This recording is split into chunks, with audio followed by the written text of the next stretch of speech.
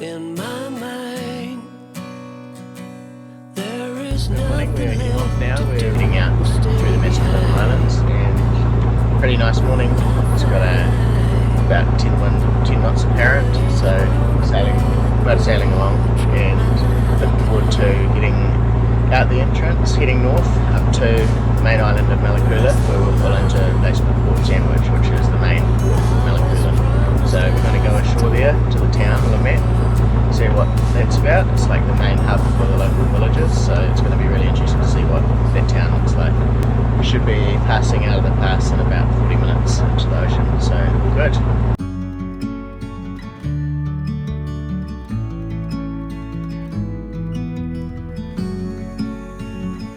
Just leaving the channel, and on the port side it's quite rough. It's on the starboard side of the boat it's really flat. It's amazing. So we're just skirting around the edge of the rough stuff. Head to port soon. Start heading north. I guess that I should say, but I am done. Just passing the North Channel now, and it's quite obviously current affected. So it's just a short trip up the coast of Malakula to Port Sandwich. I'm looking forward to seeing Port Sandwich. It was one of the places we had originally thought we were going to stop there. Short trip up, there's been very little wind. It's coming from the north, so that's good for me. But other than that, we're going to be in Port Sandwich very shortly, which is a major port for Malakula. So it'll be interesting to see what it's like. We made it to Port Sandwich, all good, lovely area, very picturesque shoreline and stuff, and nice anchorage. There's about 5 other boats here, and we've just caught up with some people that know about this place. Probably what we're going to do is go for a walk into Lamap, which is the town, and it's about an hour's walk. Buy some supplies. If they're too heavy to carry, we might just try and arrange a ride back to the beach here. So it's really hot, it's calm as, so it's hot here. So it's probably good we just get going, I think. Get moving. Yeah. Tobacco, chicken cuts.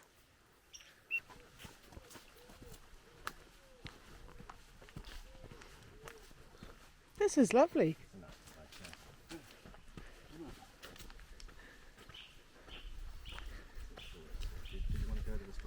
Yeah, we may as well have a look, eh?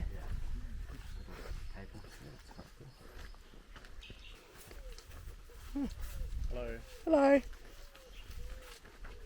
Hello. Hello. Hello. Oh, chickens.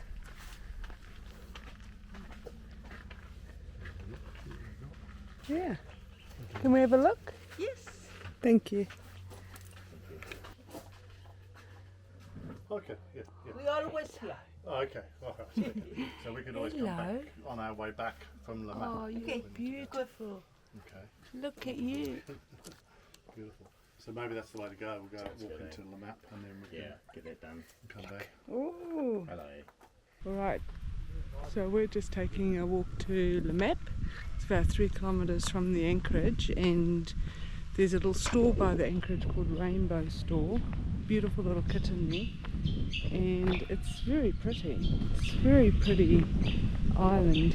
Well, we're still on Malakula, but it's quite a pleasant walk. So far we're just walking on the road, and we're going to go, apparently there's a market in town. It started at 9, so we're just going to go and have a look there, see if we can get anything fresh from there. And yeah, but it's stinking hot. Very little breeze. I guess that's why they call it a cyclone hole here in Port Sandwich, because it's very well protected.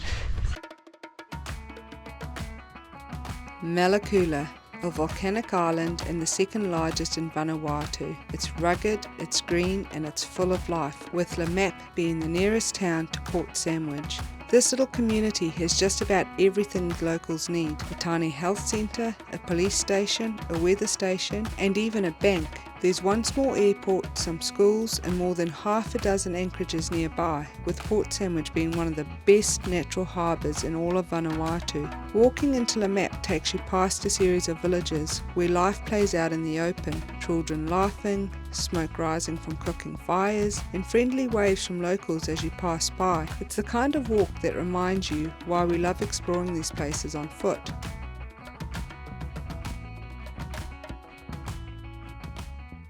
So on our way to Lamap, we've seen this huge banyan tree. Adam's just going to stand there for reference.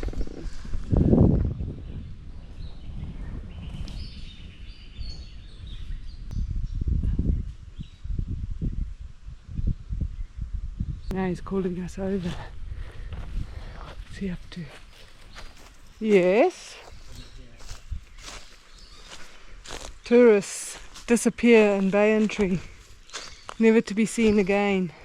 It's incredible. Come inside. Right, you go first, Julian.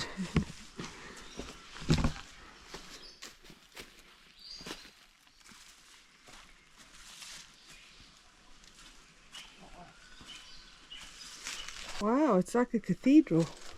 So we heard on Tano that they come into places like this during cyclones and shelter. Be pretty strong, eh? I think I could be good. But what about water ingress? Yeah, it's true, you get very wet inside. It's beautiful. It's like a cathedral. Yeah. When we finally reached Lamap, we were taken aback by just how small it really is. We pictured a bustling little town, but instead we found a tiny market already packed up for the day by 9 AM and a single bank. Life here rises and sets with the sun, and the market is no exception. This is all part of the charm of sailing in Vanuatu. Each stop is different, each one a little window into local life. After a few hours ashore, we headed back to Te Tāiko to plan our next hop, continuing our island hopping journey north to Ambrym Island, and what we find there takes us completely by surprise in the best possible way. Something a little bit different happening this morning. First mate, Vicky, is going to step in and take Tāiko over to Ambrym, do the passage, take responsibility for navigation and everything. So just a little chance to grow some skills and grow confidence. So it'll be something else going on today. But for now, we'll get the engine running, get the anchor up and get underway. Hello, I'm skipper today. Adam needed someone reliable in charge for a change. So good luck. Now he's going to feel what it's like to be ordered around. Wish us luck. Okay, right. Alright, he hasn't clearly learned the role of first mate because look, I'm having to do all the first mate duties. Good. It's going to be a fun day.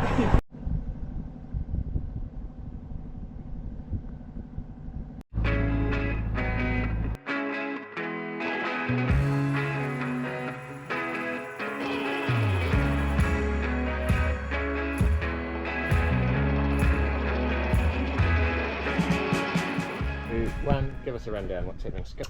So we have 10 knots apparent, so I've made the decision just to put the head sail out with Adam's advice because the mainsail will obviously block any wind that we have and we'll go nowhere. And we're dead downwind, or almost dead downwind, it's just slightly off the port quarter, and we're just making our way out of the bay. The sun's trying to come out. We have between 9 and 10 true wind, and we're going at a speed of 3.6 over ground. We've got a course nicely set up, and hopefully our buddy boat will join us very soon. The swell seems okay, seems a bit flatter today than yesterday, and yeah, it's exciting to get somewhere new. Yeah, I'm going to say on the matter. Okay, over and out. Things have gone well. We are just over 6 miles, 6.05 miles to our waypoint, and we've been going between 3.5 to, what was that? We've been going between 3.5 to 4 knots, so we left at about 7:30 this morning and it's now 10:05, so It's been a very pleasant sail. We have a squall just to our starboard side here that we're keeping an eye on. It's been there for a little while, moving up the land I think. So yeah, so we'll just keep an eye on it. But 6 miles to go, so I'd say in the next hour and a bit we'll be looking at getting into anchor. But it's been a very beautiful sail. We just had the head sail out the whole way and gone quite slowly, which has been quite nice. What are your thoughts as first mate? It's been hell. So it's usually pretty choppy out in these waters. Every time we've been out around here it's been pretty uncomfortable, but today is beautiful. Pretty flat, nice trade wind blowing, and it's all behind us, so it's been really nice, eh? Been hardly anything, just small little wind chop, but not anything to write home about. And hoping that given there's not much swell, we're only here for one night where we're going to this anchorage, hopefully there'll be no ground swell coming in, because it's a pretty exposed coastline, but we are in the lee, but it's still pretty exposed. So yeah, we'll see what the anchorage is like soon. Yeah. It seems to be quite high. What's happening is it's balancing on the coconut standing up. So here it is, way out in the middle of the sea, riding the coconut. What a cool cat. Or maybe it's a bit of driftwood. Might be a bit of driftwood, but yeah.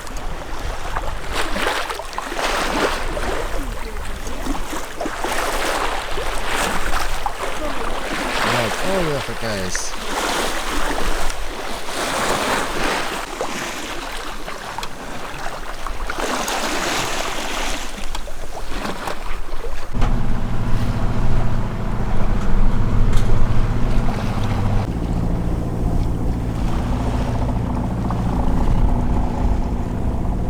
Back in the helm seat, about to do the point, the sharp point of the wedge. I was told if I'm not back at the helm seat, I'm going to take a long walk off short bank.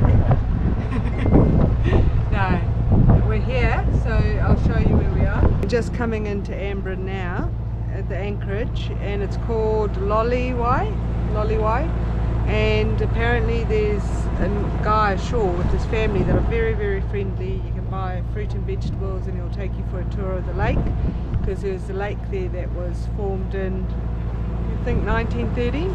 So yeah, we'll go and see. We'll drop anchor and make sure the anchor's set and then go ashore and look. Okay, let's get this done.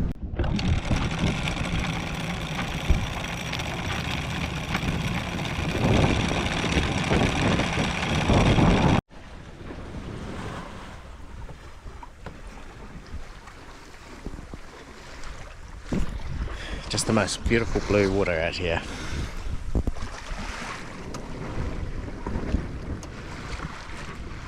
Here we might get ready to go to shore and meet the local person and see if we can have a little look around.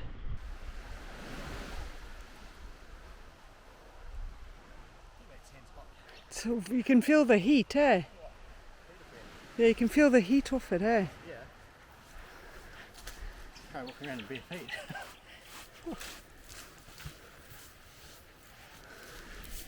What do you think? It's beautiful, eh? I'm getting really excited. There's tomatoes. He looks like, the guy's name's Jessie apparently, and he's very friendly, and he sells produce to boaties, and his garden is looking amazing. Pawpaws, tomatoes, it's looking very, very productive. But now we just have to find him. Do you think we keep going? Yeah, I think so. I think we're going down to the lake and where the buildings are. There's a bungalow. Oh, okay. You think that's where he lives? I'd say so. Sometimes the most meaningful moments aren't the ones you plan, they're the ones you simply stumble upon. And here on Ambrym, we were about to find one of those moments.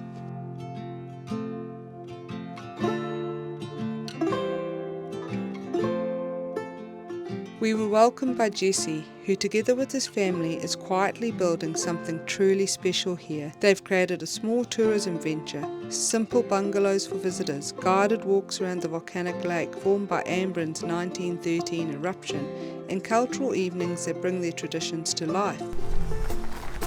This one. Oh, aren't they? Big, aren't they? Very rich. Wow. So how do you know where to find them? It's one of our tour that we take people there. So Really? And then do you just treat it like a chicken egg? You fry it? yes. It's good to make an omelette. I bet. Yeah. But what really struck us was Jessie's pride in his garden, row after row of thriving tomato plants, more than 1,000 of them. In a country where a variety of fresh produce can sometimes be hard to come by, this was truly a sailor's dream, and for us a reminder of just how much care and determination it takes to grow food on a remote island like this.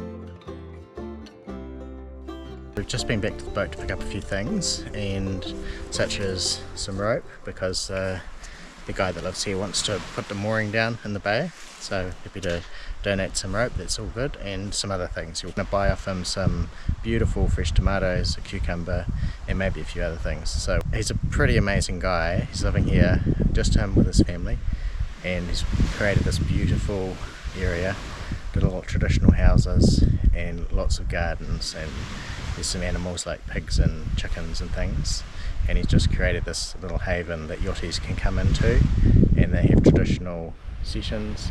He can organise trips up to the volcano crater, so he's a resourceful man, very resourceful man. Spending time here gave us more than just fresh vegetables. It gave us a glimpse into a way of life deeply tied to the land. Encounters like this are why we love sailing this way. Every stop holds a chance to connect, to learn, and to be reminded of what really matters.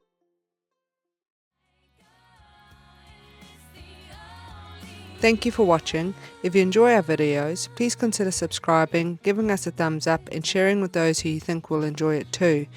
A massive thank you to our Patreons for your support. It means a lot to us.